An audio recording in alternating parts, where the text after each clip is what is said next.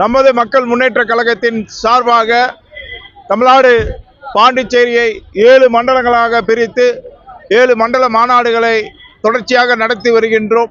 எங்களுடைய 2வது மண்டல மாநாடு இன்று திருச்சி மண்டலத்திலே திருச்சியிலே வெகு விமர்சையாக நடைபெற்றது.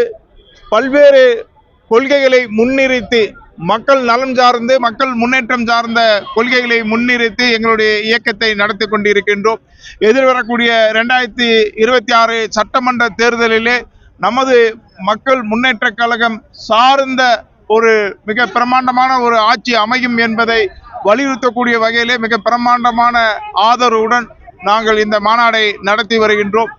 கண்ணகி கோயில் திருக்கோயிலை புனரமைத்து மகா கும்பாபிஷேகம் நடத்திட வேண்டும். தூய நீர், தூய காற்று, தூய மண்வளம், விவசாய விளைபொருளுக்கு விலை நிர்ணயம், புதிய அணைகள் கட்டப்பட வேண்டும். அதே போன்று சுகாதாரமும் கல்வியும் உத்தரவாதத்துடன் மக்களுக்கு கொடுத்திட வேண்டும். கல்வி வேலை வாய்ப்பு உத்தரவாதத்துடன் கல்விகள் அமைந்திட வேண்டும் என்ற பிரதான கொள்கைகளை வைத்திருக்கின்றோம். அதே போன்று தமிழகத்தை சுற்றுலா மிகை மாநிலமாக மாற்றிடக்கூடிய வகையிலே எங்களுடைய கொள்கைகளை நாங்கள் வடிவமைத்திருக்கின்றோம்.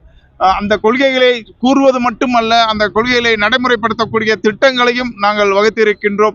எதிர்வரக்கூடிய ஆட்சியிலே முக்கியமாக எங்களுடைய கொள்கைகள் பறைசாற்றக்கூடிய வகையிலே இருக்கும் என்பதை கூறிக்கொண்டு, இந்திய இராணுவம் ஒரு வல்லமையுடன் உலகத்திலே ஒரு மிகப்பெரிய ஒரு இராணுவமாக உருவெடுக்க வேண்டும் என்ற கொள்கையிலும் முன்தாங்கி சென்று கொண்டிருக்கின்றோம்.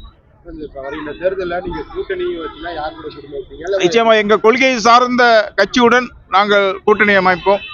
அதே மாதிரி பூரண மது விலக்கு போன்ற கொள்கைகளை நாங்கள் வைத்திருக்கோம். அதே மாதிரி சுகாதாரம், வேலை வாய்ப்பு, கல்வியில வேலை வாய்ப்புடன் கல்விகள் அமையணும். மிகப்பெரிய அளவில் ஒரு தன்னிறைவு மிக்க மாநிலமாக நம்முடைய தமிழகம் வர வேண்டும். அந்த கொள்கையை சார்ந்த கட்சியுடன் நாங்கள் கூட்டணி அமைப்போம்.